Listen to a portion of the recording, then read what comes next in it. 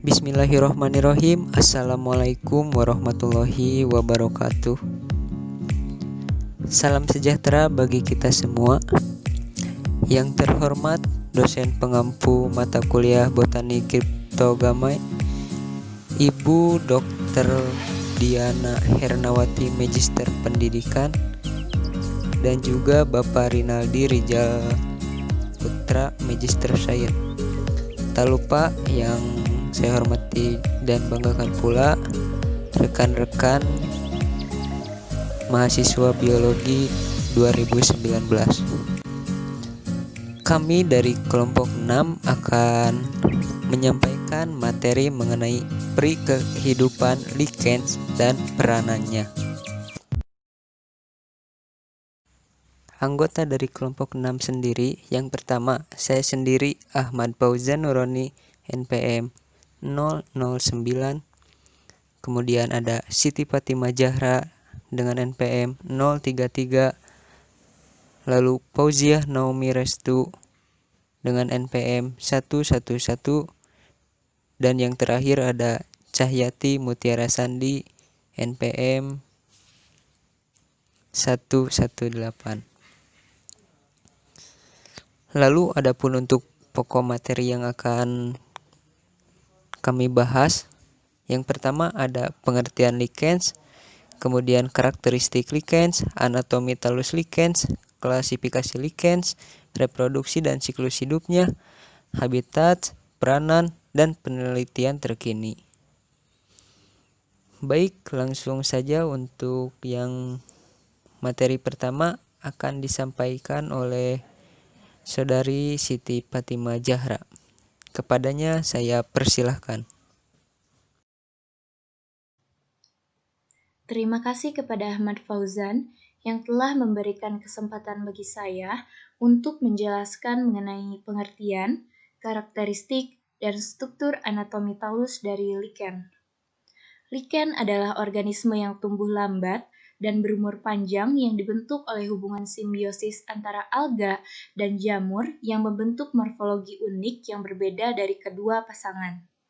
Mitra jamur disebut dengan mikobion, mitra alga disebut dengan pikobion. Apa itu mikobion? Mikobion adalah mitra jamur dari lichen. Ini bertanggung jawab untuk penyerapan air dan memberikan keteduhan pada fotobion. Umumnya, jamur Asomycetes dan Basidiomycetes membentuk asosiasi simbiosis semacam ini dengan ganggang atau dengan cyanobacteria. Umumnya, hanya satu spesies jamur dapat dilihat di lumut. Dengan demikian, dapat berupa Ascomycetes atau Basidiomycetes. Kemudian, apa itu pikobion? Pikobion adalah mitra fotosintesis lichen. Ini bertanggung jawab untuk produksi karbohidrat atau makanan melalui fotosintesis. Ini bisa berupa ganggang hijau atau cyanobacteria. Keduanya dapat melakukan fotosintesis karena mereka memiliki klorofil. Namun, ketika membandingkan ganggang hijau dan cyanobacteria, ganggang berkontribusi lebih banyak terhadap pembentukan lichen dengan jamur daripada cyanobacteria. Yang selanjutnya ada karakteristik dari lichen. Habitatnya ada di bebatuan, semen, atap, pohon, dan ada juga yang di tanah. Asosiasi simbiotik antara mikroorganisme fotosintetik dan fungi dengan jutaan sel fotosintetik yang disatukan oleh massa hifa fungi. Dapat tumbuh pada suhu dan panas yang ekstrim, tumbuh sangat lambat, mengeluarkan asam yang memecah batuan. Peka terhadap polusi udara, terutama sulfur dioksida, sehingga tidak ada di sekitar kota besar. Karenanya, lichen sering dianggap sebagai indikator kemurnian udara.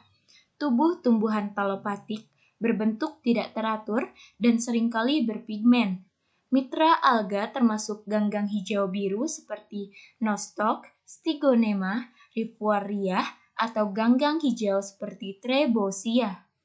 Mitra jamur terutama milik Ascomycetes, Basidiomycetes, dan jarang Deuteromycetes.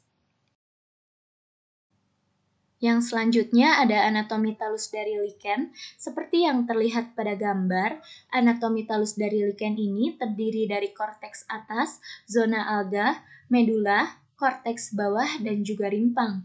Korteks atas adalah penutup pelindung yang tebal dan terluar, terdiri dari hifa jamur terjalin yang tersusun rapi yang terletak di sudut kanan ke permukaan tubuh. Biasanya, tidak ada ruang antar sel antara hifa, tetapi jika ada, ini diisi dengan substansi gelatin. Zona alga, tepat di bawah korteks atas, sel-sel alga terjerat oleh hifa jamur yang terjalin secara longgar. Anggota alga mungkin termasuk cyanophyta seperti Gloeocapsa yang uniseluler, nostoc, Livularia yang berserabut, atau Chlorophyta seperti Chlorella, Schistococcus, Pleurococcus, dan lain-lain. Lapisan ini bersifat kontinu atau dapat pecah menjadi bercak dan berfungsi sebagai fotosintesis. Yang selanjutnya ada medula. Terletak tepat di bawah zona alga, terdiri dari hifa jamur berdinding tebal yang terjalin longgar dengan ruang besar di antara keduanya.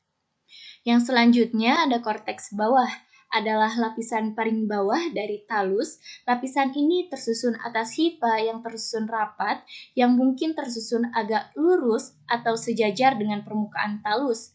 Beberapa hifa di permukaan bawah dapat memanjang ke bawah dan menembus substrat yang membantu dalam penjangkaran, yang dikenal sebagai rimpang. Sekian penjelasan dari saya kembalikan kepada moderator. Baik, terima kasih kepada Siti Fatimah Zahra yang telah menyampaikan pemaparannya. Untuk materi selanjutnya akan disampaikan oleh Saudari Fauziah Naomi. Kepadanya saya persilahkan. Terima kasih kepada moderator yang telah mempersilahkan saya untuk memaparkan materi. Di sini, saya akan memaparkan materi tentang pembagian lichen berdasarkan morfologi talusnya. Yang pertama, ada foliose.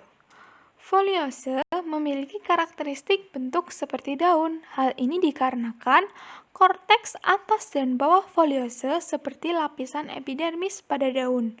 Lapisan alga dan medula pada foliose mewakili mesofil pada daun. Foliose ini tumbuh dengan sebagian tubuhnya yang menempel pada substrat. Contohnya ada Collema, Peltigera, dan Parmelia. Yang kedua, ada krustose. Krustose memiliki karakteristik morfologi menyerupai kerak atau kulit tipis, sehingga krustose akan susah untuk dicabut tanpa merusak substrat. Substrat pada krustose ini biasanya berupa batu ataupun kulit kayu.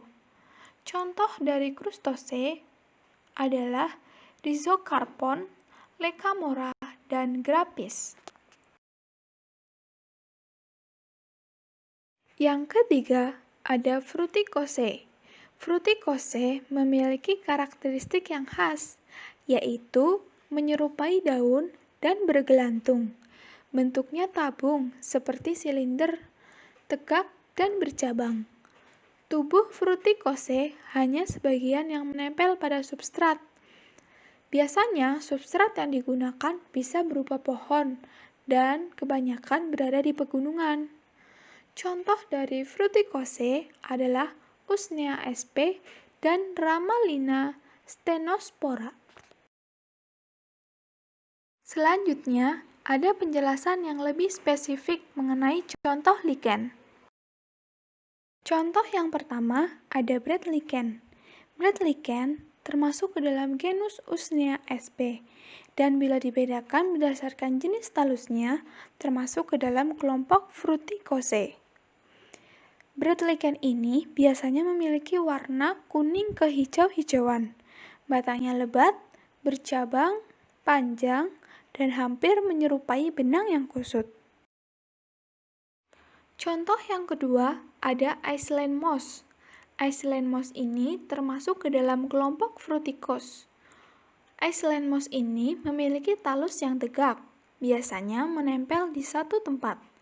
Warnanya juga bervariasi. dari mulai coklat tua hingga putih keabu-abuan. Iceland moss ini dapat tumbuh hingga ketinggian 7 cm. Cabangnya berbentuk palung dan bercabang menjadi lobus pipih yang bertepi dengan rambut pendek. Iceland moss ini biasa juga disebut lumut Islandia. Yang ketiga ada Parmelia. Parmelia merupakan genus terbesar dari lumut foliosa, yang termasuk dalam anggota Parmelia biasa dikenal sebagai lumut Crowley. Lumut foliosa yang terbesar ini atau Parmelia memiliki bentuk menyerupai kulit kusut dan terkadang tumbuh dengan diameter 90 hingga 120 cm. Yang keempat ada Evernia prunastri. Evernia prunastri ini atau disebut lumut oak adalah spesies lumut fruticosa yang dihargai dalam wewangian. Lumut oak ini tumbuh di daerah pegunungan sebagian besar belahan bumi utara. Talus dari lumut oak ini berwarna abu-abu kehijauan pucat, panjangnya 3-8 cm. Bentuknya bercabang palem, berakhir dengan ujung runcing. Permukaan lumut oak ini yang atas berwarna hijau, berkutil dengan berbadan reproduksi abu-abu pucat. Permukaan bawahnya berwarna keputihan dengan pola mirip jaring yang samar. Materi selanjutnya ada klasifikasi lichen. Klasifikasi lichen ini dibagi menjadi 2 kelas, yaitu Ascolichen dan Basidiolichen. Kelas Ascolichen terbagi menjadi 2 ordo, yaitu Pyreneomucetales dan ordo Dicomicetes. Ordo Pyreneomucetales membentuk tubuh berupa perisetum yang berumur pendek dan dapat hidup bebas. Contoh dari ordo ini adalah Dermatocarpon. Berikut adalah klasifikasi dari spesies Dermatocarp miniatum. Ordo Discomicotes. Ordo ini membentuk tubuh buah berupa aposetium. Aposetium pada ordo Discomicotes memiliki umur yang panjang, bersifat seperti tulang yang rawan, dan mempunyai askus yang berdinding tebal. Contoh dari ordo ini adalah Usnea sp. Berikut adalah contoh klasifikasi dari salah satu spesies Usnea. Kelas Basidiolichen. Kebanyakan kelas dari Basidiolichen ini mempunyai talus yang berbentuk lembaran-lembaran. Pada tubuh buah berbentuk lapisan himenium yang mengandung basidium yang sangat menyerupai tubuh buah Hymenomycetales. Contoh dari kelas ini adalah Corapavonia. Berikut adalah klasifikasi dari Corapavonia. Sekian pemaparan dari saya kembalikan kepada moderator.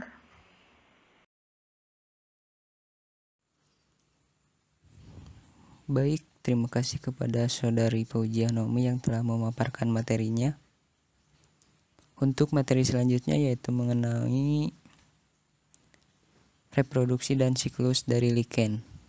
Untuk reproduksi sendiri, lichen bisa dengan seksual dan juga dengan vegetatif.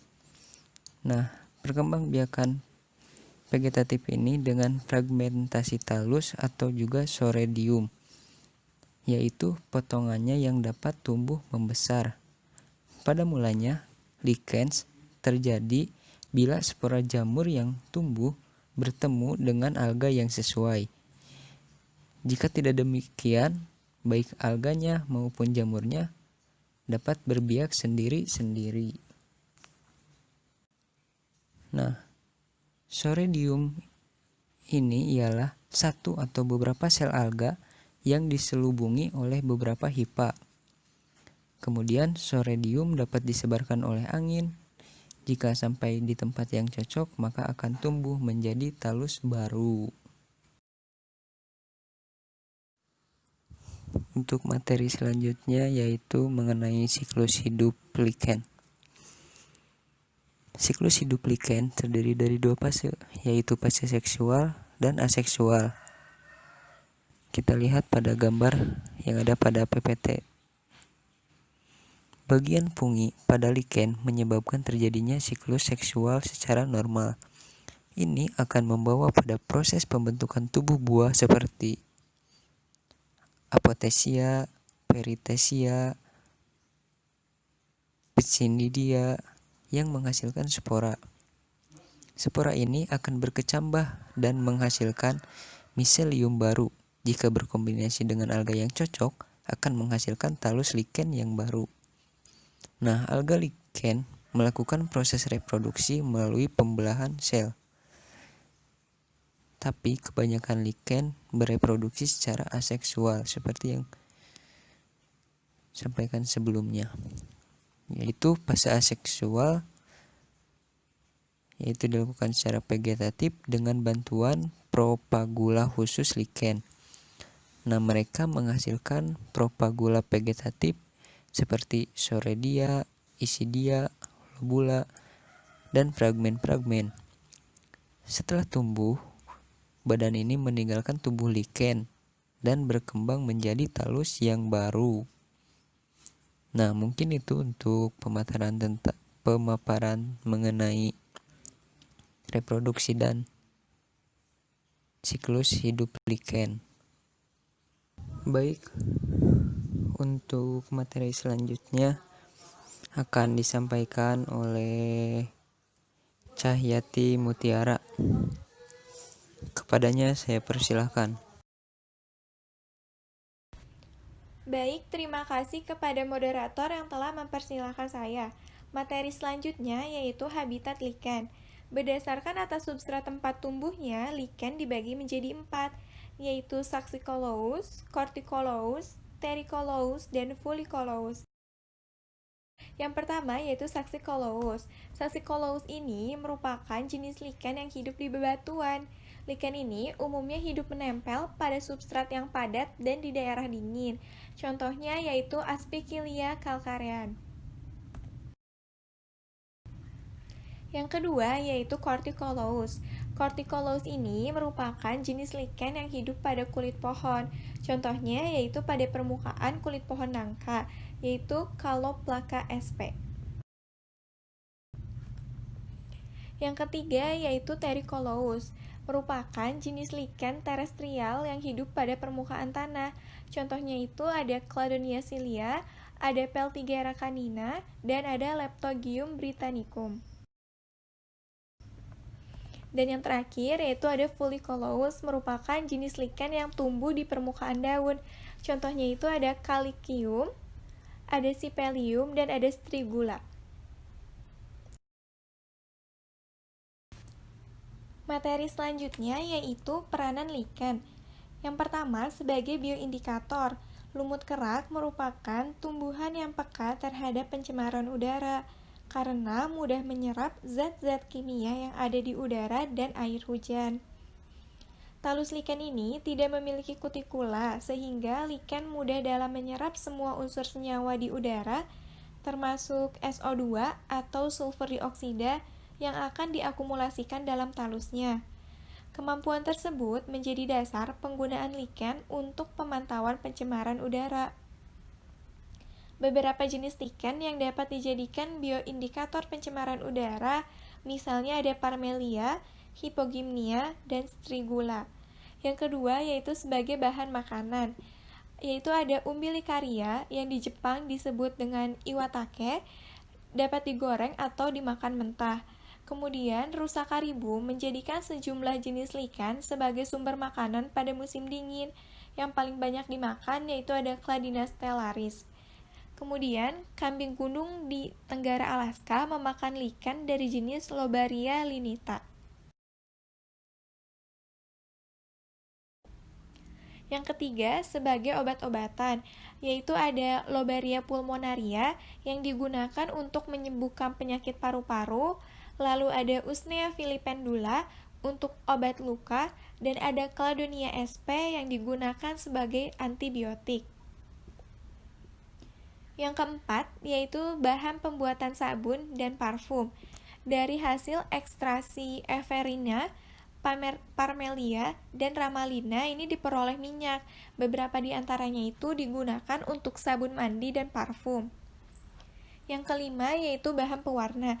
Ekstrak lichen ini dapat juga dipakai atau digunakan sebagai bahan pewarna untuk mencelup bahan tekstil. Kemudian di Amerika Utara, ada Parmelia sulcata yang digunakan untuk pewarna wol. Kemudian ada jenis lichen yang berbahaya. Yang pertama, ada pigmen kuning yang berasal dari jenis Usnea dan Everia yang dapat menyebabkan alergi pada kulit dan menyebabkan gatal-gatal.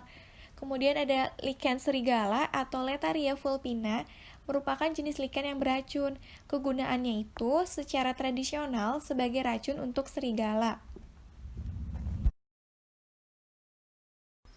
Materi selanjutnya yaitu perkembangan penelitian. Yang pertama, ada jurnal yang berjudul Identifikasi Jenis-Jenis Lichen sebagai Bioindikator Pencemaran Udara di Kota Magetan. Jurnal ini terbit pada tahun 2017.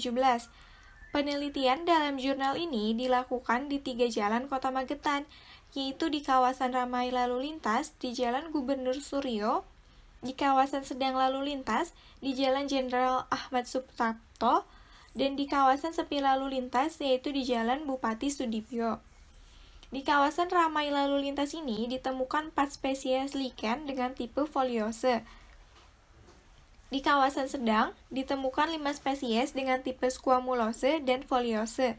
Di kawasan sepi lalu lintas ditemukan 7 spesies tipe crustose, foliose, dan squamulose. Hasil eksplorasi ditemukan 5 jenis lichen yang termasuk ke dalam tipe lichen yang sensitif karena hanya ditemukan di kawasan sedang lalu lintas dan di kawasan sepi lalu lintas, yaitu yang pertama ada Candelaria spraguei, yang kedua ada Dirinaria aplanata, lalu Punctelia boreri, Lepraria lobificans, dan yang kelima yaitu Parmothiema perlatum. Selanjutnya, ada 2 spesies lichen yang tergolong tipe kosmopolit dan toleran karena dapat ditemukan di seluruh lokasi pengamatan, yaitu ada Parmelia flamventior dan Paeopiscia orbicularis. Selanjutnya, ada jurnal yang kedua dengan judul Pengaruh Media Propagasi MYE dan MS terhadap diameter dan berat talus lichen Parmelia sulcata secara in vitro. Jurnal ini terbit pada tahun 2019. Parmelia sulcata merupakan salah satu jenis lichen foliose yang banyak ditemukan di Indonesia dan memiliki senyawa yang dapat dimanfaatkan sebagai bahan obat, sehingga perlu ditumbuhkan secara cepat dan dalam kuantitas yang besar. Penelitian ini bertujuan untuk mendapatkan formulasi media propagasi MYE dan MS yang paling efektif untuk diameter dan berat talus lichen Parmelia sulcata secara in vitro.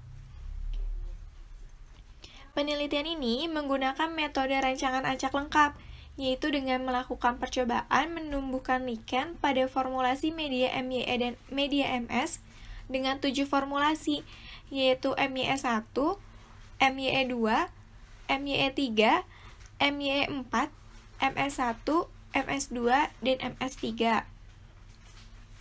Simpulan dari penelitian ini yaitu bahwa formulasi media propagasi yang paling efektif terhadap diameter dan berat talus Parmelia sulcata secara in vitro yaitu pada media perlakuan MYE4 dengan komposisi MYE plus agar 6 gram per liter. Media MYE4 ini mampu menumbuhkan talus dengan rata-rata diameter 9 cm dan berat sebesar 2,79 gram. Sekian yang dapat saya sampaikan, saya kembalikan ke moderator.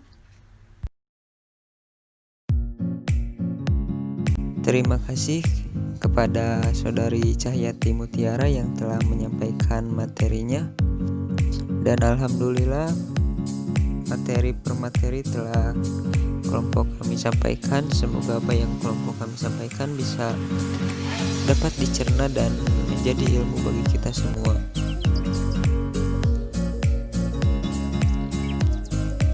Terima kasih atas perhatiannya.